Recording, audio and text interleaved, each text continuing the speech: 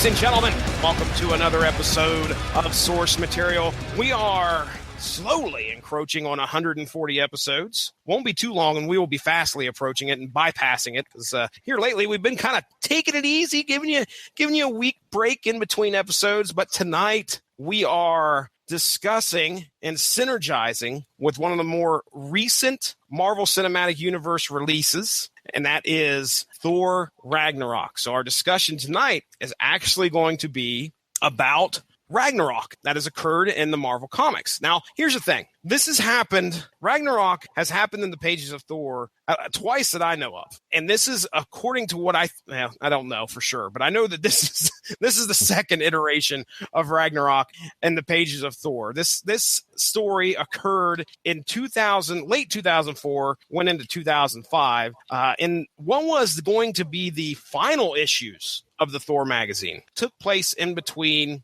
It's Thor issues 80 through 85. But if you're a legacy numberer, that's right. That's actually a relative term now. If you're a legacy numberer, that actually happened between 582 and 587. You'll see on the covers there that it actually has both those numbers, at least on the actual comics. It has 80, and then right beside it would have like 582. Legacy numbering was already happening back then, if you can picture that into your head. So anyway, joining me tonight, we are short one man, Ronnie Adams, who is hanging out with his, he's dog sitting tonight, his own dog, who's unfortunately under the weather, and that's okay. We gave him the night off. But Mark Radulich, the patriarch of the Radulich and Broadcasting Network, has shown up, and we are going to discuss this. Mark Radulich, how you doing this evening, man?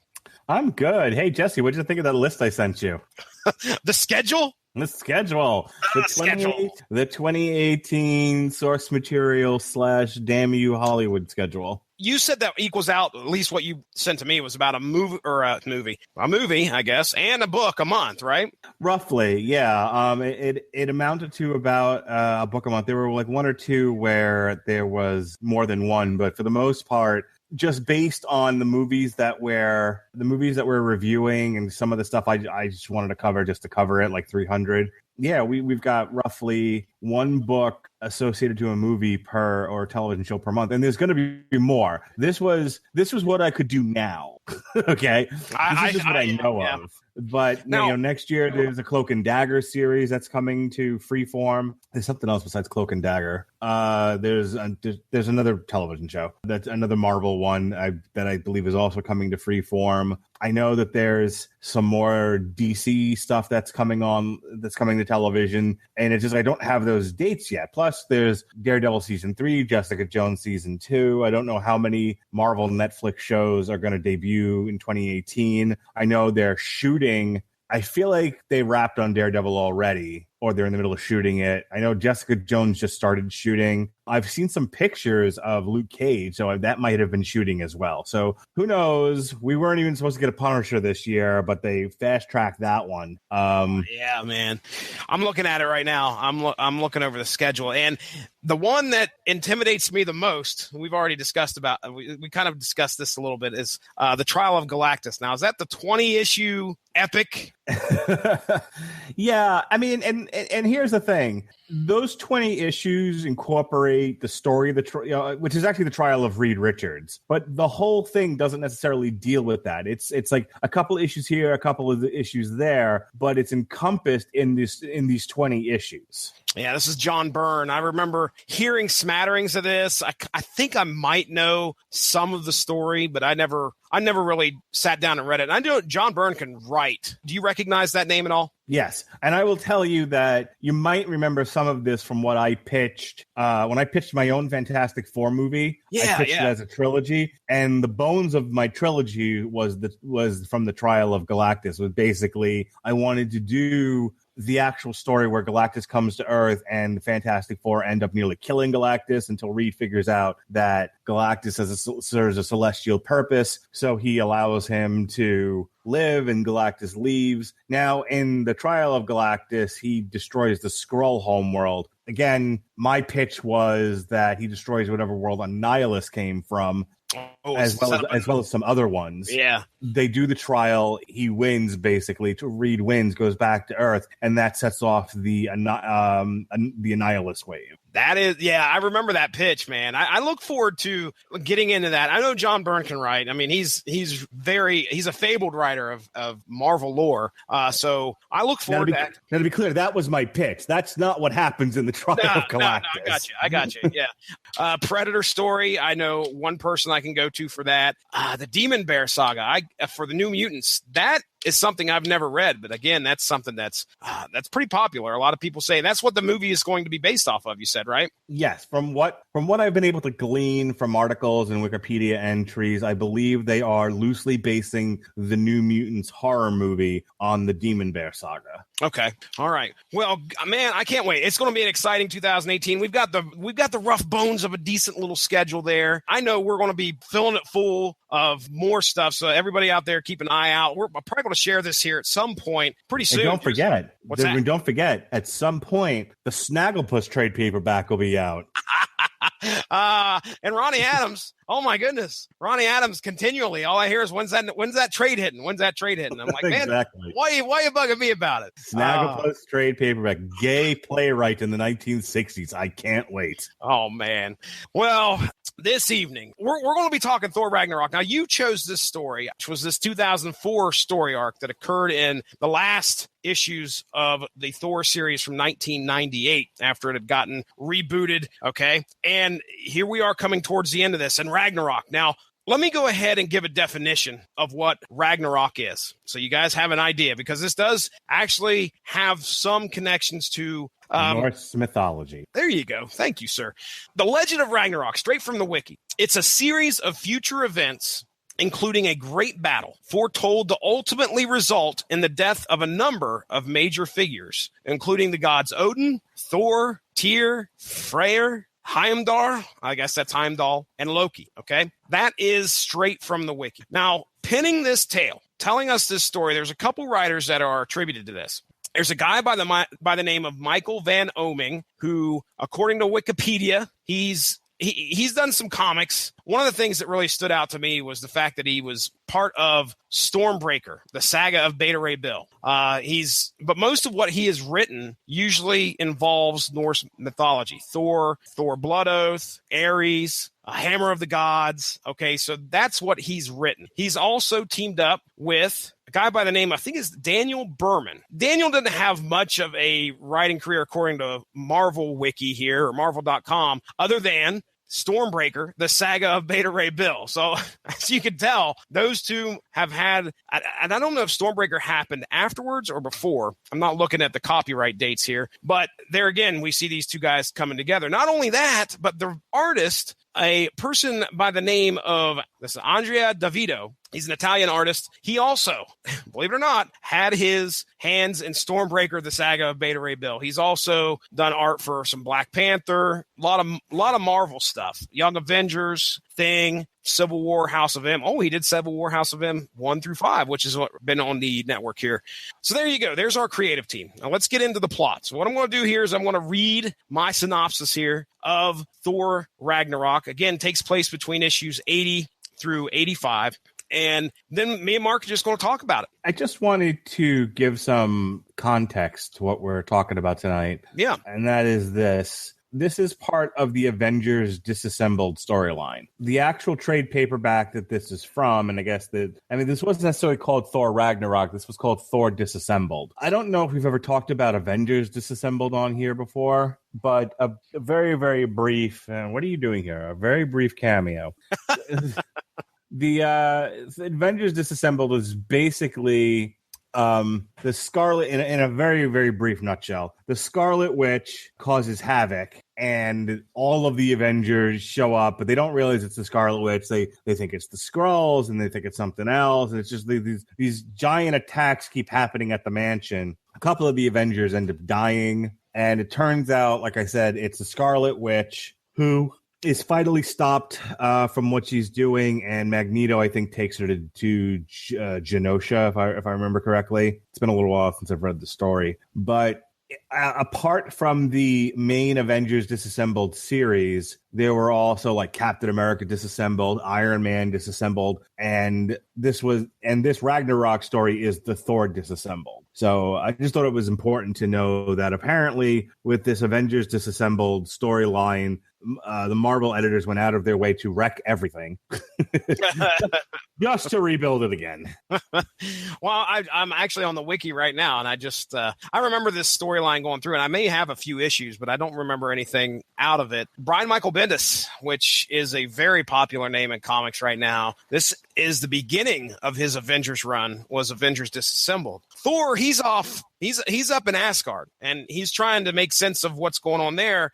So let me get into my notes here. We'll talk about the story. Now, much of this story, I'm not going to go into every detail here, but I'm going to kind of give you a great overview as to what occurs. Much of this story deals with Thor's personal struggle of dealing with the end times, which is Ragnarok, and watching his friends and fellow warriors and even his brother Baldur perish at the scheming hands of Loki and his army.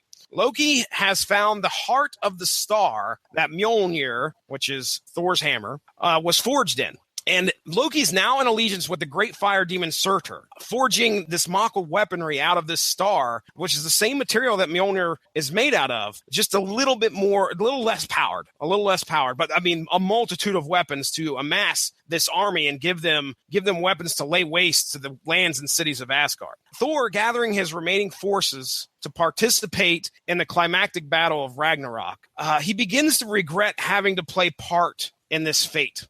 He is then visited by the spirit of the Odin force, who leads him on a journey of self-discovery and understanding. But most importantly, Thor realizes that Ragnarok is merely a recurring cycle set in motion by a group called Those Who Sit Above in Shadow.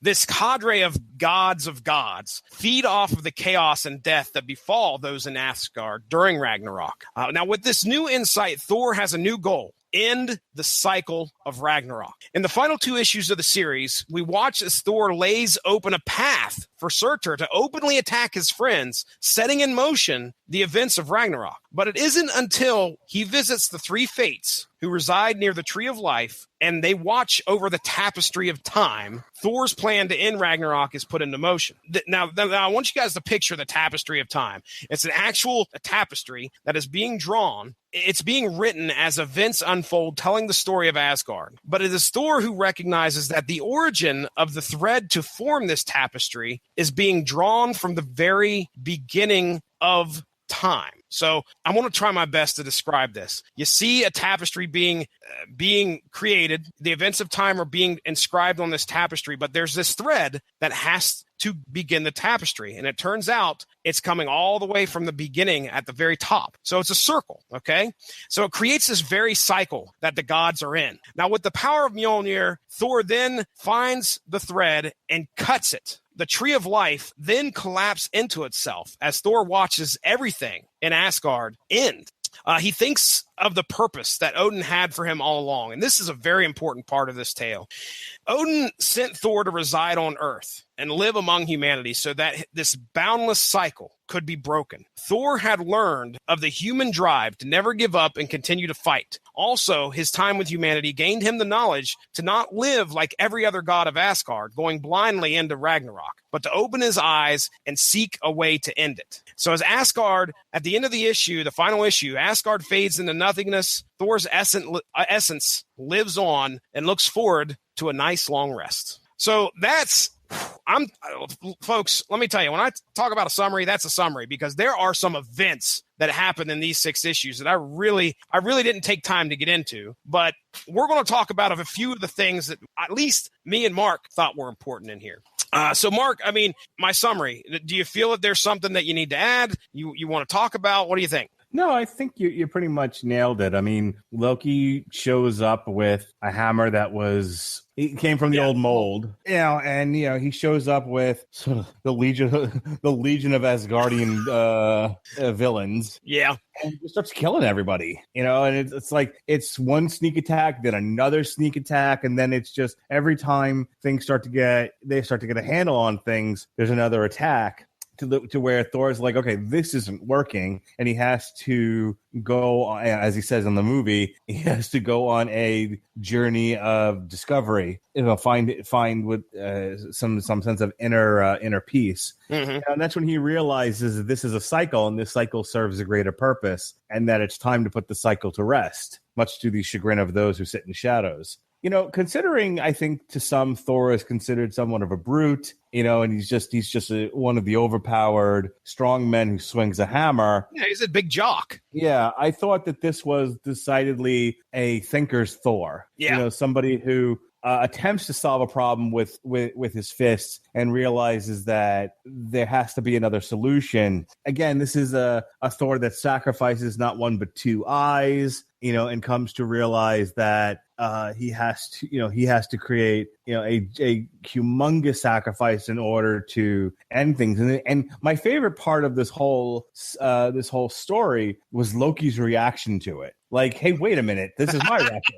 Yeah, wait a second. What the hell are you doing? I'm the bad guy. Man, there were so many twists and turns in this story.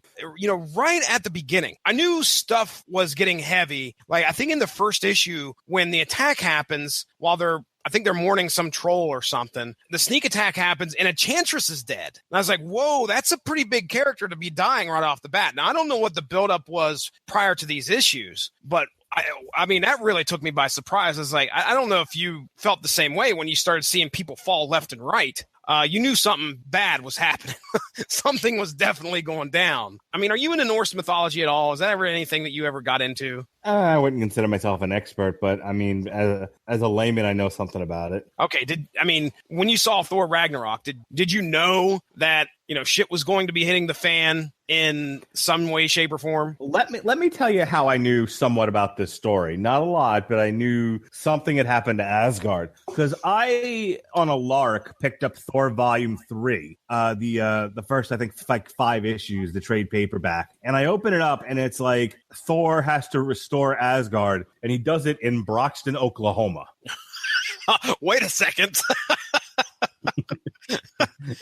and it kept referring to events from Avengers Disassembled. That's how I found out about it, actually, because I hadn't read comics for a really long time. And we walked into a comic book store. I took my kids in there. This was a couple of years ago, and it was like, hey, I'll check this out. This looks pretty cool. Surprise! So I grabbed this. I grabbed this Thor trade paperback, and like I said, the first thing it says is, all of the gods are living as humans in hiding, and they don't even know they're gods. Their memory has been wiped out. This is after, I believe, Civil War. So I had read Civil War separately, but I had no idea what this Avengers Disassembled thing was, but it kept referring back to it. Yeah, in the whole first part of the trade paperback is Thor, on the hunt to find these various gods that are living as humans and restoring Asgard in Oklahoma, which is it's just floating above the ground, which was pretty funny. Yeah, that's why I became really interested in reading this. It was I wanted to know what happened that that they decided to reboot things the way that they did.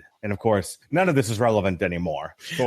Thor's a girl. Yeah, things have changed. Thor is now referring to himself as, I think, Odin Force or some shit like that. It was interesting to see. He got to kind of say his goodbyes to some of his two good friends on the Avengers, which is Iron Man and Captain America. When he brings them there, and he turns around and he's like, you know what? I'm going to send your ass back, because things are definitely. I think it's at that point when he realizes that Asgard's going to end and Ragnarok is upon them. It's a battle that he needs to fight. And that's why when we look at it, this second part here, when Iron Man and Captain America are on the front, at the end of that part of the story, he sends them home. Not only does this is a god who his fate seems to always be ordained. Like, you are always going to be in this fight. No matter what, it's always going to end in this horrific battle. That was probably my favorite part of the story, was the fact that he realizes that he is this cog in this massive machine, and it will continue to turn over and over and over. And he has to come with the grips of, okay, I know what my part is. Now I've got to figure out a way to really end it.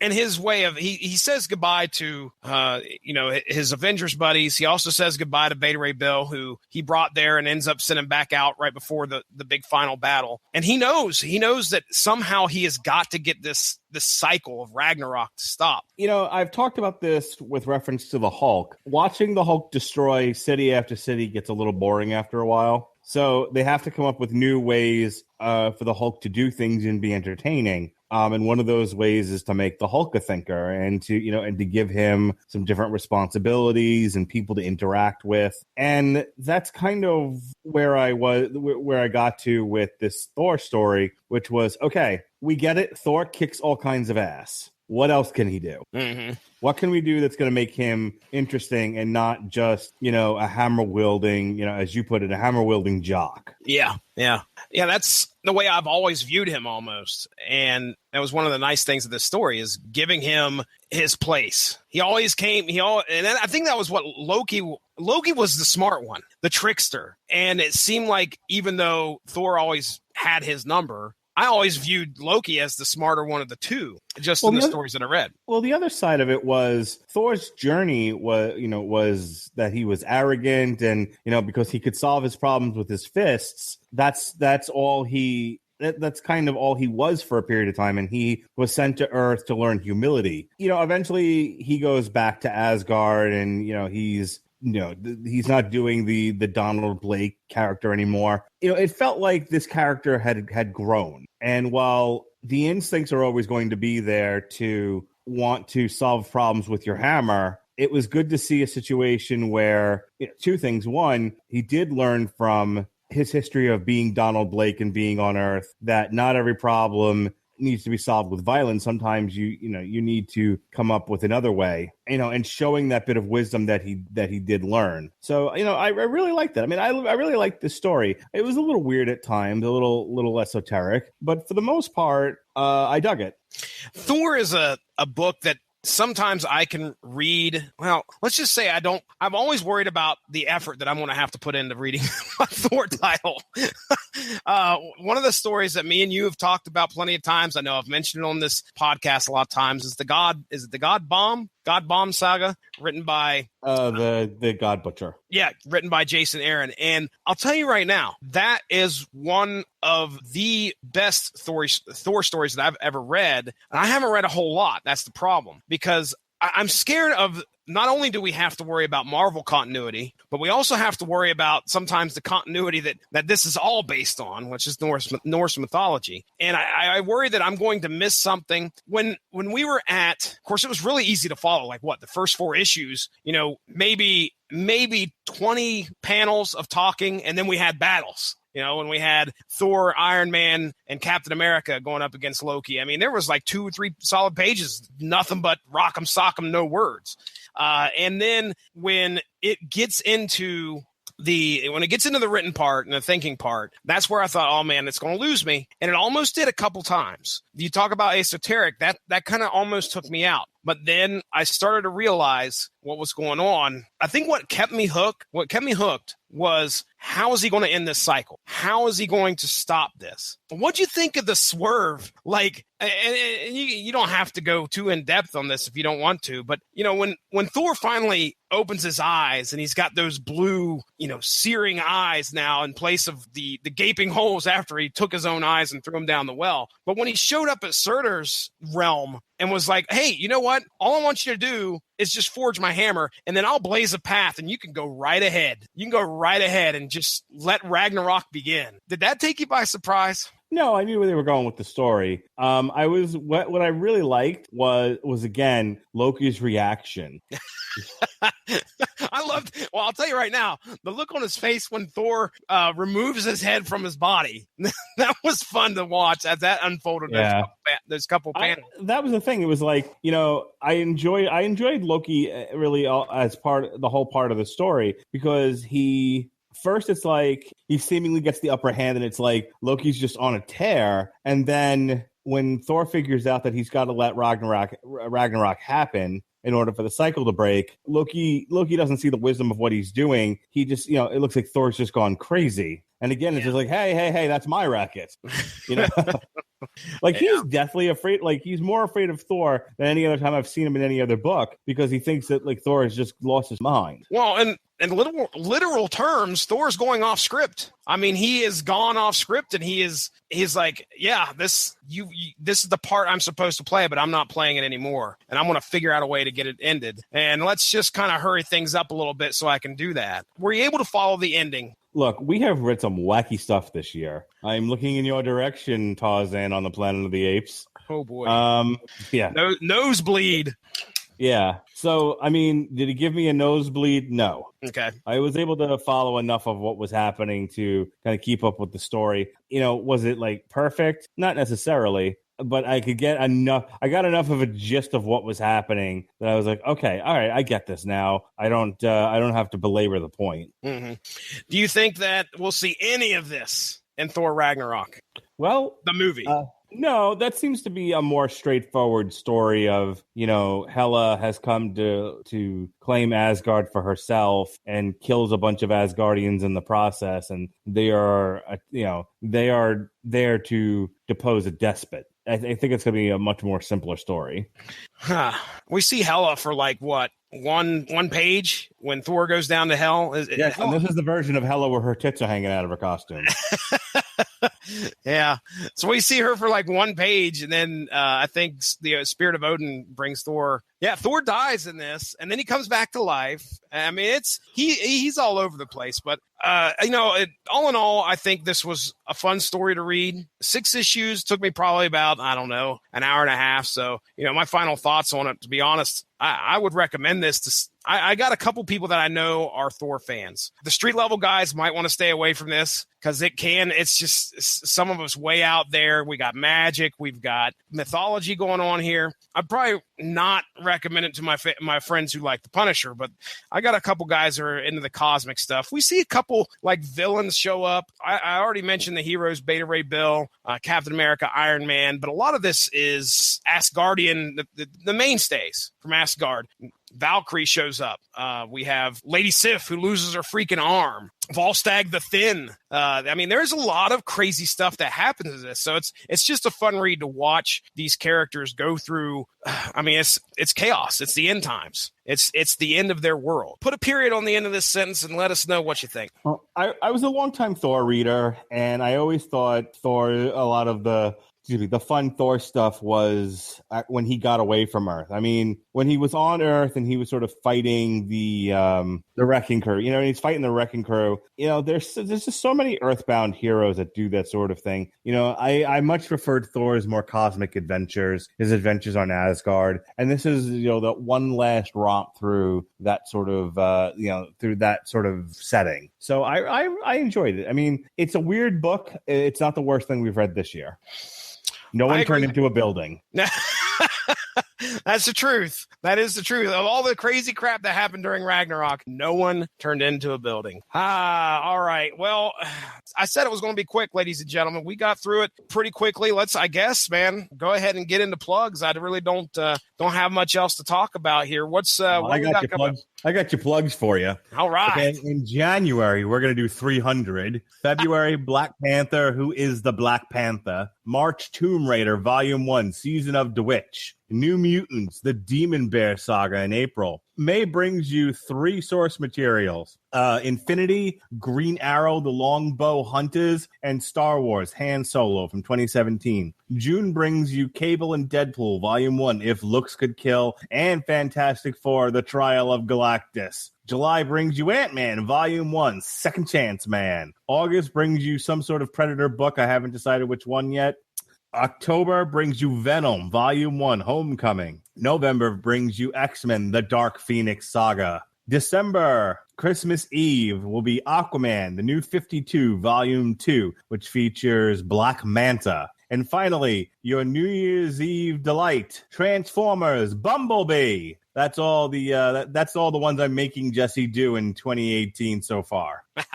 Well, okay, let me hop over to the Google machine and let's take a look and see what we got upcoming for source material itself. I'll just throw this in here real quick and then I'll turn you back loose with the rest of the Radulich and Broadcasting Network plugs. That was source material. That was all source material. What do we got coming up next week, though? Oh, God. I'm talking about 2018. You're talking 2018. You want to drag me back to 2017. Okay. This show will actually be posted to the Radulich and Broadcasting Network on November 6th. Oh. And then we're going to skip a week. What will be debuting on the Radulich and Broadcasting Network will be November 20th will be Justice League Darkseid War Volumes 1 and 2. After that is the Runaways series with, who are their names? Brian K. Vaughan, Adrian Alfano, and Takeshi Miyazawa. So we're going to do all 18. We're going to do all 18 issues of that. We're gonna on December 4th. We're gonna be doing Punisher. Welcome home, Frankie. And then the Star Wars week, December 18th. We're gonna do Star Wars Princess Leia, the trade paperback. All right, tremendous. Well, you've done pretty much all the plugs for me. I know at some point. Well, we'll just do it this way. Standard stuff. Make sure to go give the Radulich in Broadcasting Network Facebook page a like to stay up on top of all the great podcasts that we have to offer. You can follow me at Stiznarky on Twitter if you do so wish. Other than that, I turn it over to you. What else we got coming up on this week? So this is airing the week of the 6th. You do your plugs however you want to do them there, Mark. All right. Well, if you're listening live, hi, Remington. If you're listening live on YouTube right now, tomorrow night is All Hallows Eve. And what better way to celebrate All Hallows Eve by doing a review of the new torture porn movie, Jigsaw.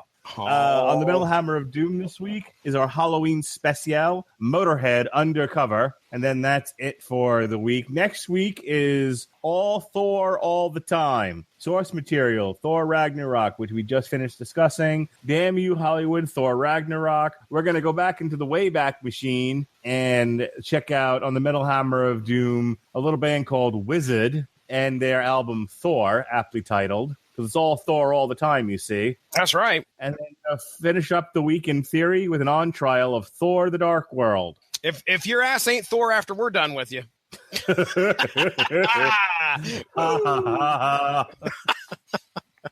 Oh, goodness. We sold our souls to Satan. Is that it? For now, yes. All right. Mark Radulich, thank you very much for coming on here and hanging out with me, talking Thor Ragnarok. We got it done. Less than an hour. I think we zoomed right through it, man. Yeah, I didn't have Ronnie Adams here to torture tonight. Man, dang it. I'm going to put in another 15 minutes of Ronnie sighing. I can do that.